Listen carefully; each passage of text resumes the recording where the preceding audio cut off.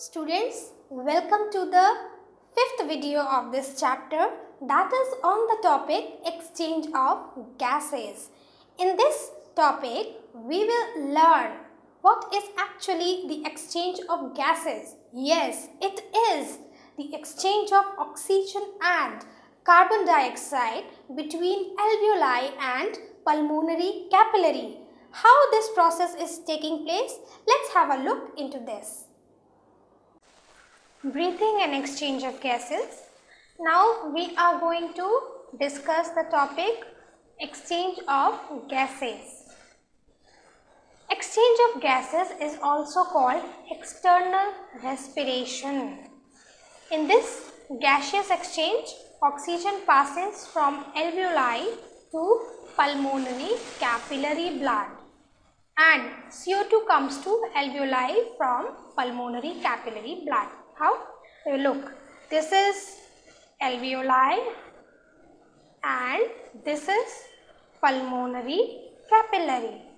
So what is happening to the oxygen?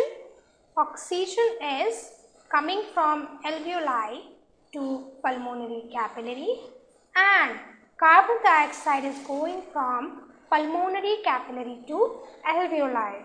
We are going to understand this process of exchange of gases with the help of a video now. Gas exchange. How it is happening? Air first enters the body through nose or mouth and then moves to pharynx and throat. From there passes to larynx and enters into trachea. Trachea is a strong tube that contains rings of cartilage that prevent it from collapsing. Within the lungs, the trachea branches into the left and right bronchus, which further divide into bronchioles.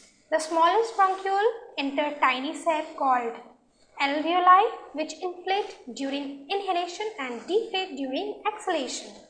Gas exchange is the delivery of oxygen from the lungs to the bloodstream and the elimination of carbon dioxide from the bloodstream to the lungs.